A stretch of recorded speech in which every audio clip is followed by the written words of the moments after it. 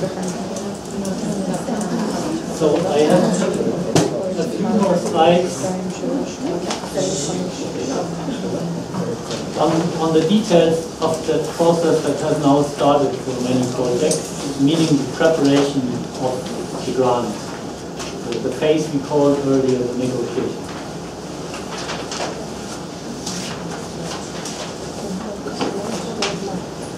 So I will go through a short overview, and then I will show how this Annex 1, that means project description, is composed, and how you should complement and complete the budget table. So the objectives of this phase are, of course, that you transfer a lot of information from the proposal into the stipulations of the grant agreement, and then there is some additional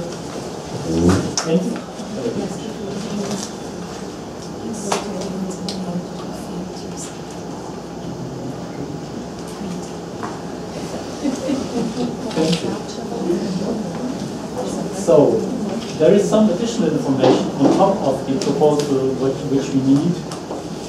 And then, of course, we should ensure consistency between the proposal and the grant agreement, and implement any additional requirements from a potential ethics review or from a potential security scrutiny. The main principle is, of course, no negotiation. So that means the evaluators have considered your project is brilliant, your proposal, and so on the basis of this proposal you should sign a grant. That is the main principle. It's different from FP7. We don't want to change many things. Basically, we want to take the project description as it is, and on this basis sign a grant with these additional things that we will do. And we also have a strict obligation to be very quick in this. So we had 5 months to evaluate your proposal and to communicate to you the results of these evaluations. And now we together have still 3 months to finalize this grant agreement and to sign it. To be within these 3 months is a real challenge, as you might expect from the past, because sometimes this took much longer. So we have to be quick on both sides. So this process starts with the sending of this invitation letter and the so-called evaluation summary report. And then normally you are given 3 weeks to prepare and provide all this additional information in the system. It's a ping pong. So once you have done this, submitted it, our project officer has 1 week to check it and react. The ideal situation would of course be that there is no more ping pong, so that everything is done, but in reality there will in many cases be at least a second pong. So we would again have 2 weeks to reply to the additional request of the project officer, but then it should normally be done, and we should go for the final steps of preparing the grant agreement, consulting the program committee, having our internal decision process finished, so that then at the end of these 3 months we can sign a grant. It has actually happened for a few hundred grants already in Horizon 2020, so it's possible. These first grants were relatively simple, so the real challenge comes now, towards the end of the year. We will see how far we can get, of course together with you.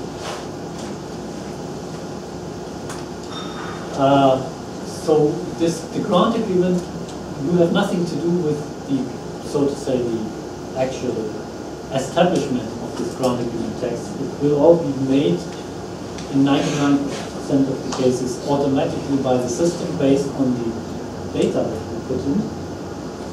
And then the system will produce this big document which contains the legal articles, the description of the action, the budget tables, and so on. Not many changes allowed between the proposal and the project, so normally successful proposals are considered as mature and ready to go. There can be some changes, for instance, for clarifying obvious errors, for correcting some minor shortcomings that the experts have still identified. But even there you are not obliged to correct them. And then there are some obligatory changes: ethics review, security scrutiny. If, for instance, one of the foreseen participants is bankrupt and you have to find quickly a new one, or if you have to replace the coordinator because the coordinator appears to be financially weak, legal status and all that more administrative stuff that can change. The project description is, of course, largely based on the project description in the proposal. It changes slightly in format because some of the data which is in the proposal part of the text will now turn into structured data, concerns all these work packages, milestones, deliverables, and so on. But then there is still a narrative part with all the rest, which is largely copy-pasted from the proposal. So this shows the overview of what is now put into structured form and then added automatically to the joint agreement. It's a summary list of beneficiaries, the work plan tables, all these lists of work packages, deliverables, milestones, and so on and so forth. There you have to do some work to transfer from the proposal text document into these structured web forms. And then you still have this narrative document, which is, as I say, copy-paste from the proposal. You need to add a section which is called history of changes, where you have to identify what you have changed compared to the proposal. It should be very little under normal circumstances, but then that is the template here. For the work plan tables, you should not repeat in this text document what you have now in structured form. It should simply be taken out. The same here as well. And then all the ethics and security stuff, if applicable. Please avoid repetition. So when you put it in structured form, not repeat it in the text. And then ethics and security communication needs to be taken into account.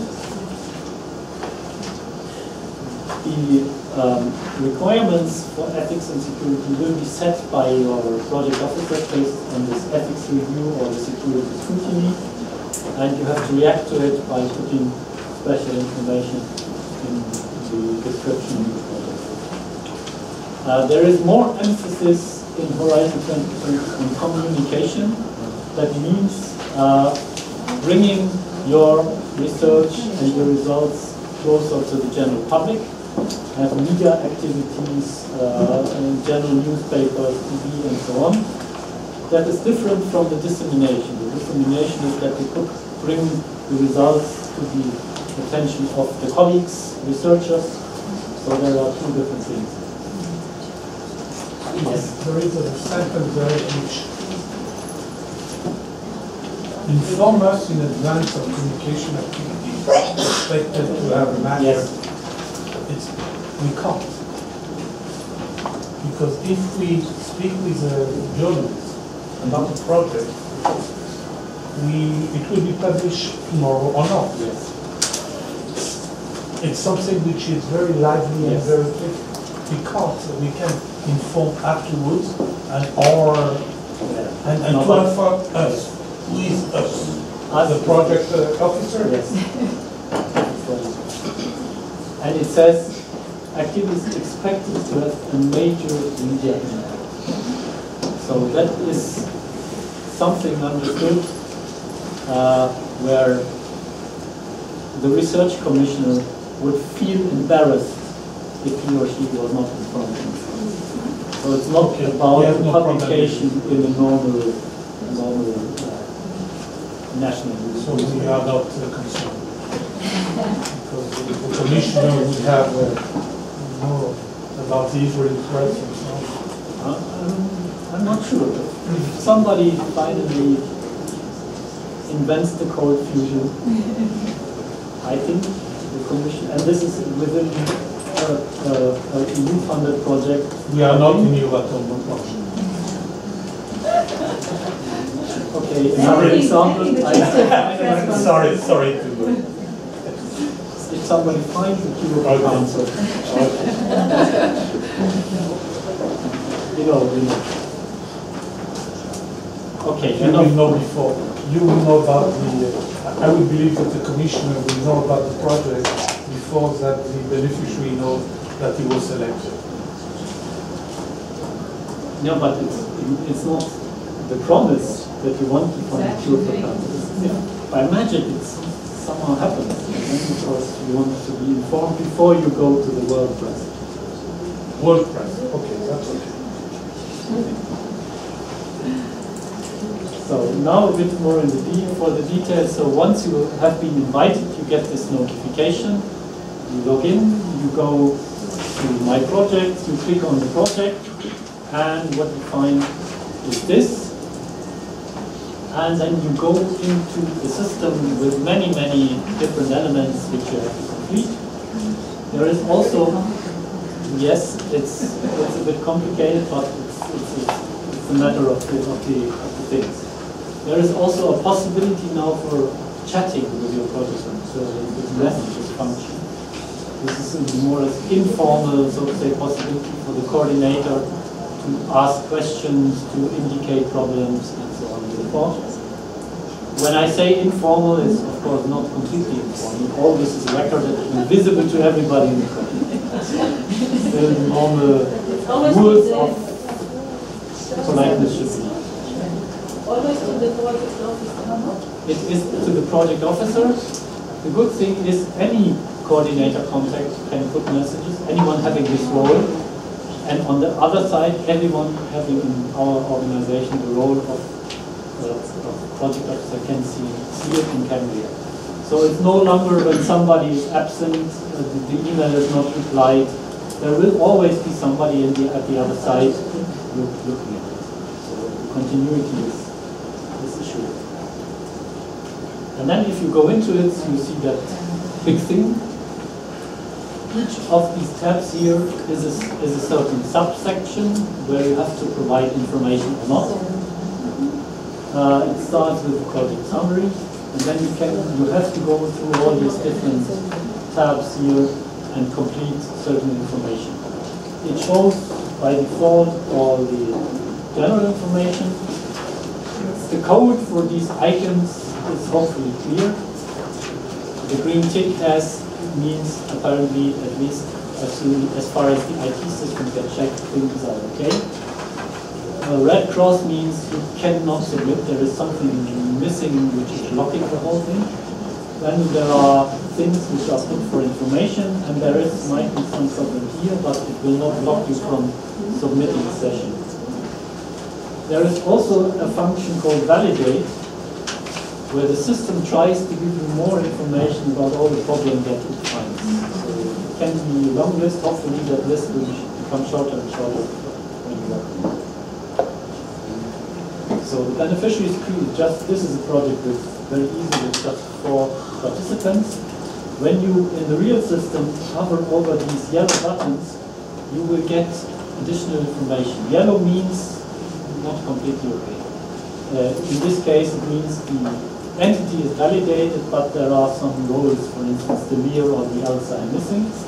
But if you're on the system, there will be a box saying what it is. Red means the pick was not even yet validated, so it's valid. Then you can go into one of the individual beneficiaries by clicking on its acronym, and you find a number of things related to that one particular beneficiary, where you also have to fill in certain things. For instance, the individual budget table and the persons representing the projects, possibly if it's the coordinator, the bank account, the link third parties. So that is a screen for actions related to each individual partner. So under this tab, we have to fill if we're under the sole jurisdiction of the EU, which Israel is not. So what is that to do with it? Which one do you need? Under the, I think under the Yeah, Now there you is feel like there is a special there is indeed an article in the grant agreement creating confusion about under which jurisdictions are disputes handled, and it seems that the formulation is misleading. But you should not worry. It's nothing for being concerned about. So currently we could know. Because Yeah. we're not under the You only. are not under the sole jurisdiction. Yes. Yes. Okay. Okay. So one of the things you have to do for the individual partner is to add the departments actually carrying out the work. That's straightforward. If you have linked third parties for the beneficiary, you have to go to this part. You can show the map. That is a gimmick. You stop here. When we're in the project, there is we are there. You know, even I think even Cyprus is not here. I think you should send me complaints. Even Cyprus is not here. You're right. I will take it with me after. So here, Cyprus somewhere. I'm speaking on behalf of Cyprus. I think if you pursue this seriously, that map will disappear. Because at the end you will have to show the whole world, so that's really. No, but the time is beginning. So the linked third parties, here is the place for adding third parties, if you have time. The bank account, this is of course only applicable to the coordinator. You can select bank accounts from the ones that are already existing in our system. For doing it, you click here and you put in the 4 last figures of the account, and then normally you find your account. If this is not the account you intend to use and you don't find yours, you have to contact the validation service and you have to download these forms for registering a new bank account. And then a while later it will appear. So only for the coordinator. And then start date has to be chosen from these 2 options. We explained that the default is the first day following entry into force. The reporting period is here. So we are now again in the general screens, not the screens for the individual beneficiaries. So this is all stuff that has to be filled in by the coordinator. Grant agreement information, this is just for information. You can't do anything that is filled from the back office commission side. Also these options, you can see at any moment in time in which status your grant agreement would be at that moment, and you can see the different bits and pieces by looking into these PDFs. Beginning with, you are not supposed to do anything. Financial information is the budget table per participant. So it is pre-filled from the proposal, but there are certain things that have to be specified in more detail. So, and this is the way it will then look like. You have to distinguish now between your own and the budget of the third parties, if there are any. So if you have introduced linked third parties by that other tab, you will find a request for filling in a specific table there. And then at the level of the whole consortium, there is this overview table showing the figures for all partners and showing also for information the potential financing and the part that goes to the participant fund. Here is another screen showing you what is the situation with regard to the legal validation, the financial capacity check, the appointment of the leader, and the acceptance of this extended year mandate. Again, showing what the situation is. Green tick means everything is good. Now we are in the part work packages. This is something which you have to transfer from the proposal. So, going back to it. So we first have to start adding word packages and copying the information into this structured form. And only then can you continue with the deliverables, because the deliverables are linked to the word package, so we can add for each word package a number of deliverables. The same for the milestones. And finally, the reviews are predefined by the commission officer. So telling you there might be a midterm review, or there might be a review at each reporting period, or whatever. Critical risks. This is a section in the proposal which has to reappear here, if applicable, has to be put now in structured form by using this add button. And then there is the ethics part, which is for information, which gives you information from the project officer telling you what are the ethics requirements following a potential ethics review.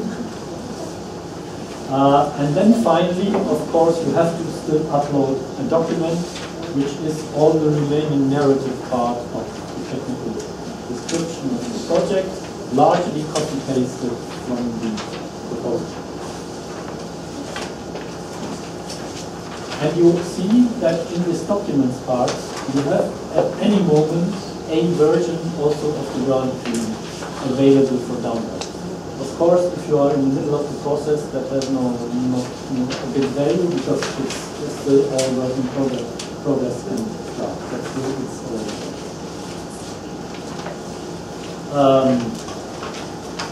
this screen you have already seen. This is once you have finished all this and the Commission has prepared the grant agreement, it's available for signature. Maybe one last remark. These declarations on honor, they have to be signed before the grant can be signed, but they can be signed at any moment. So they are outside of this ping-pong procedure. So even if the ball is in the court of the Commission, you can go there and sign your declaration. Okay, I think I'm at the end.